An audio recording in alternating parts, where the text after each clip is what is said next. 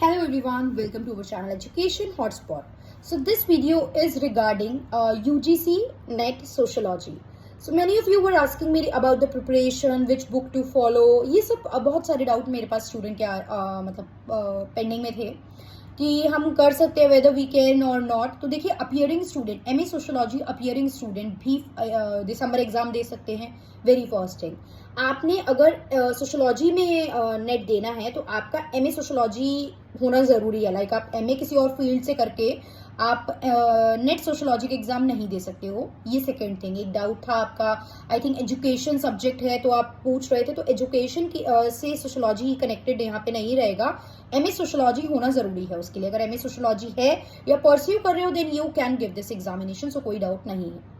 Next syllabus को लेके doubt था, तो सिलेबस पे मैं डिटेल वीडियो बना दूंगी. पेपर 1 पेपर 2 दो पेपर होते हैं. ऑनलाइन बेस्ड आपका एग्जाम होता है. हर क्वेश्चन 2 मार्क्स का होता है. पेपर 1 में 50 मार्क्स होते हैं जिसके अलग अलग टॉपिक्स हैं. मोटा मोटा अगर मैं बताऊं, भी मैं प्रॉपर सिलेबस नहीं बता रही हूँ, बट ठीक है, पीपल एंड एनवायरमेंट आता है, कंप्यूटर आता है, इसमें आपका मैथ्स का पार्ट है, इसमें आपका इंग्लिश वाला पार्ट है, इसमें करंट अफेयर का पार्ट है. तो ऐसे सब सिलेबस इस पर्टिकुलर 50 क्वेश्चन का है.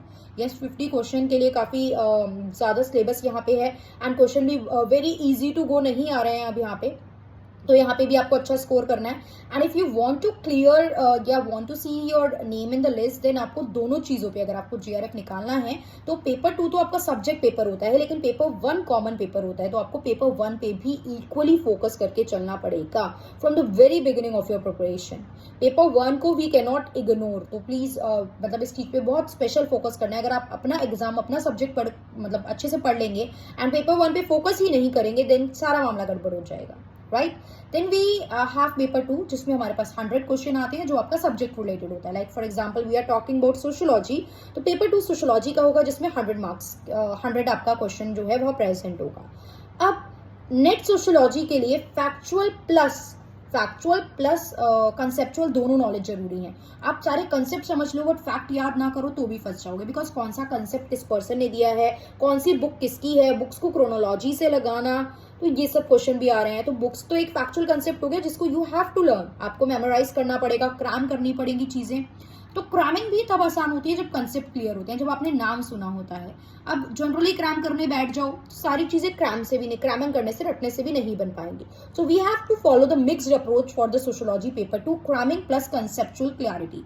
सिलेबस इतना भी थोड़ा सा नहीं है कि 1 महीने में कंप्लीट करा जा सकता है. बहुत डिटेल सिलेबस है. देखो, मास्टर के बाद आप ये एग्जाम दे सकते हो, तो आप सोचो मास्टर का प्लस ग्रेजुएशन के लेवल से जितना भी क्रक्स सोशियोलॉजी का निकलता है वो सारा crux you have to cover. One student ask me, मैं सिलेबस पे डिटेल वीडियो बनाऊंगी. सोशियोलॉजी के जो यूनिट्स हैं, क्या क्या यूनिट्स हैं, वो सब पे बात कर लेंगे. डायरेक्ट थिंकर्स होते हैं, कुछ हिडन थिंकर्स भी होते हैं जिनका नाम डायरेक्टली नहीं लिखा बट एग्जाम में क्वेश्चन आ सकता है. तो बुक लिस्ट वगैरह काफी कुछ चीजें हो जाती हैं. We have to work on that. काम करना पड़ेगा इस पे, कोई ऑप्शन नहीं है इसके अलावा. लर्न करेंगे चीजें. If you want me like कि हम साथ में लर्न करें तो हम एक लाइव सेशन काइंड ऑफ रख सकते हैं जिसमें हम बोल के बुक क्लास में ही याद कर लेंगे. जब भी आप 5-10 मिनट फ्री हो, एक किसी पर्टिकुलर थिंकर को पिक करेंगे कि आज इस थिंकर्स की बुक्स याद करते हैं. 2-4 बार मैं बोलूंगी, साथ में आप रिपीट करोगे तो पॉसिबिलिटी है कुछ चीजें याद हो जाएंगी.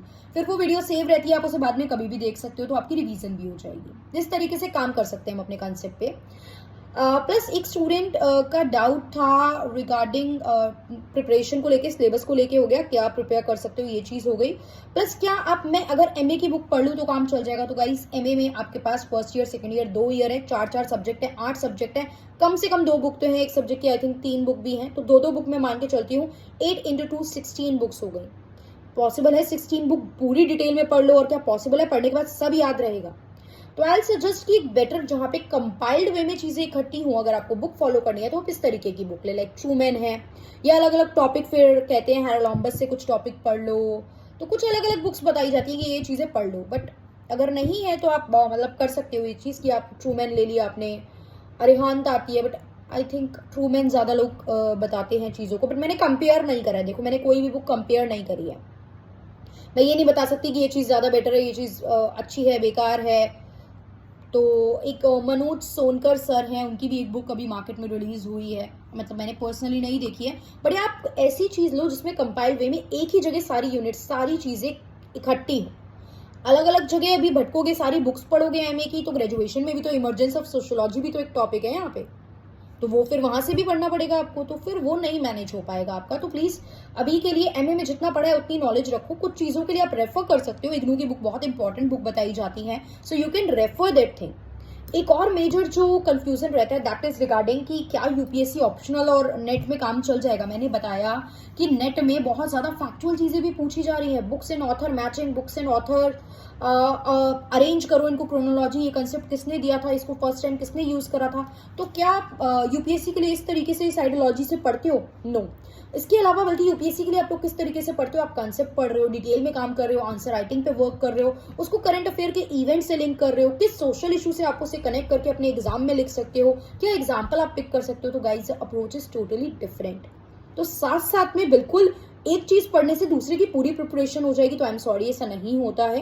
आपको अगर पढ़ रहे हो यूपीएससी के लिए डिटेल में तो बिल्कुल मतलब आप पढ़िए, बट उसके साथ साथ आपको नेट के अकॉर्डिंग एमसीक्यू लगाने पड़ेंगे, कुछ चीजें क्रैम करनी पड़ेंगी। Again that's what I am saying. मैं बस एक बुक्स एंड ऑथर का एग्जांपल ले रही हूँ, बट कई बार कुछ चीजों के एक्ट्स के ईयर भी आ जाते हैं यहाँ पे, so you need to cram that, वो चीज करनी पड़ेगी। उसके लिए आपको अलग से थोड़ा सा टाइम इसको डिफरेंटली एमसीक्यू और फैक्चुअल चीजों पर देना पड़ेगा। डन। ये कुछ बेसिक डाउट थे जो मेरे पास आए थे, सो आई वांट कि मैं सबके डाउट एक साथ ही क्लियर कर दूं एक छोटी सी वीडियो बना के। बाकी अगर किसी को इसके अलावा कोई भी और डाउट है, like if you have any kind of confusion in this, तैयारी कैसे, लर्निंग कैसे, कुछ भी अगर डाउट है तो आप इस वीडियो पे कमेंट कर सकते हैं। विल ट्राई कि आपके डाउट को मैं नेक्स्ट वीडियो में एड्रेस करूँ एंड मतलब किस तरीके से कैसे इसको आगे ले जा सकते हैं फॉर द दिसंबर एग्जाम, उस पर भी हम लोग बात करेंगे। Okay, so that's all for this video. Thank you for watching.